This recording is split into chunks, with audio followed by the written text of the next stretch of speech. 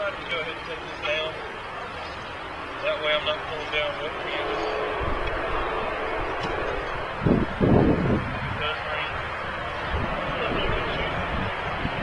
No, I don't want to leave it up because I'm going to test lane.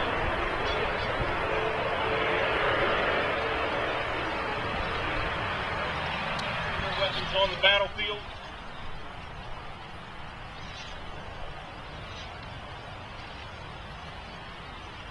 Squad, attention. This is called the position of the soldier, or order arms. Whenever you fell in for drill, this is how you would fall in, at the order arms position. From here, the first place you would go would be shoulder arms. Shoulder arms was one of the typical ways you could carry the weapon on the battlefield. And every movement you do in the manual of arms starts at the shoulder. No matter where else you go to carry the weapon, you always have to come back to the shoulder. Right shoulder shift, on. This is another way of carrying the weapon. Takes a little bit of the little bit of the weight off of your hand. When you're holding it down at shoulder arms by the trigger guard, your hand can get really tired. This kind of helps with that. Shoulder, on. Now, if you wanted to take it out of your right arm and give your right arm a rest, support arms. You're going to flip it around, bring it to the left, and support it here. You'll see the hammer is supported in the crook of the elbow right here, and you can carry like this. Very comfortable way to carry the weapon. Shoulder on.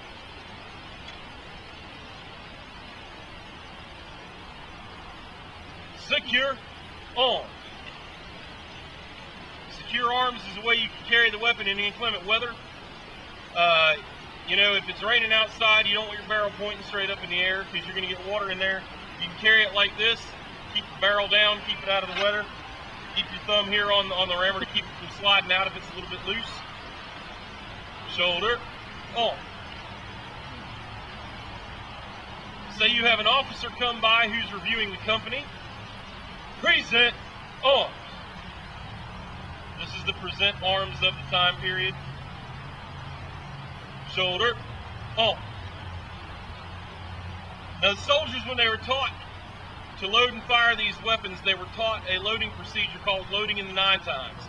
And they would drill every day for hours learning how to do this. Now, I'm going to run them through the commands for loading.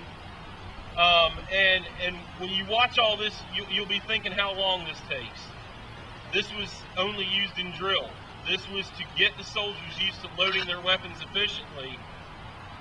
Once you got into a combat situation, they'd be given the command to load, and they were expected to know what to do from there. So what we're going to do is we're going to turn around, because obviously we don't want to load and shoot while we're pointing towards you. Coming to you, right about, face. Prepare to load in the 9 times. Load. They're going to bring the weapon down to the side. They're going to put their hand on their cartridge box to prepare to pull a cartridge. Handle cartridge. They're going to remove a cartridge from the box and bring it up to their mouth, because you got to tear this thing open in order to load it. Tear cartridge. You open it and bring it to the side, to the front of the muzzle. Charge cartridge. You're going to dump all the powder out of there, and then if you're firing a live charge, you're going to push the paper and bullet and everything in behind it. Draw rammer. Draw the rammer, and then ram down the cartridge. These are muzzle load weapons. Everything has to be loaded into the muzzle, rammed down. Return rammer. Now when you return rammer, you'll notice we're putting the rammer back in the channel using the pinky finger. Why do you think we're doing that? What's the purpose for that? Make it trigger finger. Keep your hand out from in front of the muzzle. Because if you fired this thing a couple times, there could be some embers in there. When you pour that round down there and you're ramming it down and it comes off or something like that, you want to keep your hand out from in front of there. So when you return the rammer, you're keeping your hand out from in front of the muzzle there. Prime. That's the prime command. You're going to go in their cat pouch, pull out a cap to put on the nipple right there, and now they're ready to fire. The next three commands are the three that everybody knows: ready, aim, and fire. This will be a little bit loud. Ready, aim, fire. Load.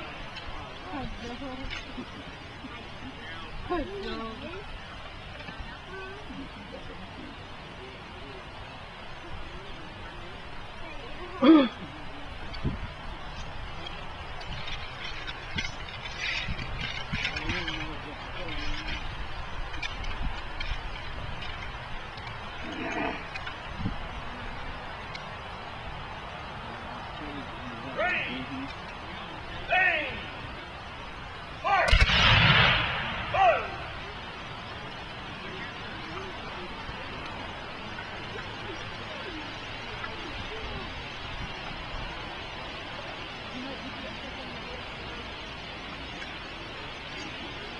Keep calling.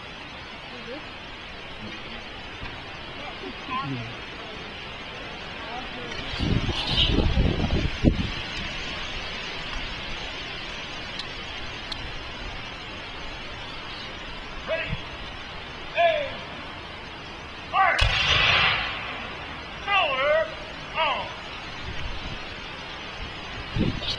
Wait about, wait.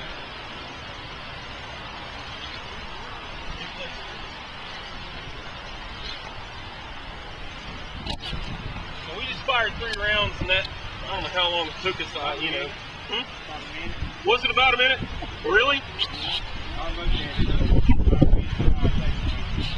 Well, well-trained soldier was supposed to get off in 3 minutes, so that's pretty good. We were pretty well on target.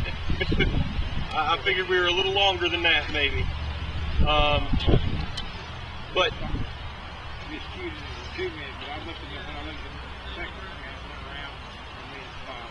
all right. Does anybody have any questions?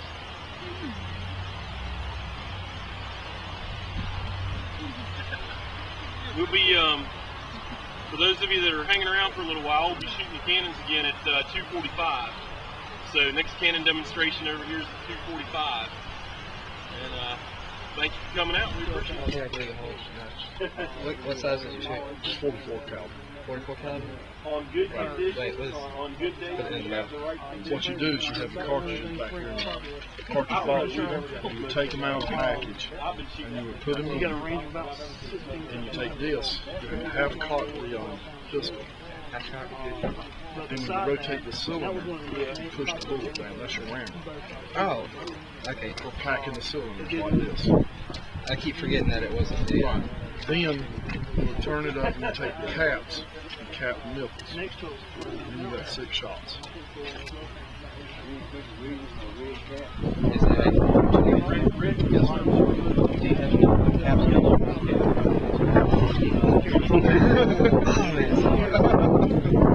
No, we don't do fire pistols. Because they're inherent, you know, they're Like you see right down here, it's got the red. because you can get a chain fire. In other words, if you don't use the correct grease or see what they used oversized bullets, so that when they loaded it and they pressed it down, they would leave a ring of lead around the cylinder. And that way it's airtight sealed. Okay. And that way they didn't have to seal the valve to put the grease over each cylinder to keep a chain fire from drying. I guess the chain fire happened is that guy just All the cylinders are gone. And if you're lucky, it just did that. And if you're unlucky, you lose fingers or guns blood. okay.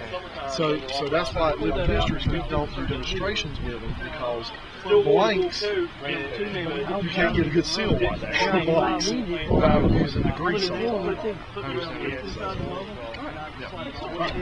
But it can't be the woods. Last year out there making the nail struck up playing Dixie. Voice. Off your ass, soldier. Just so you know, they're not loading right now. They're just drilling. They're just going through the drill. 3 feet. They wanted to get a couple of practice runs in before we do this for real. I'll let you know when it's going to get loud around here. I've been that slowly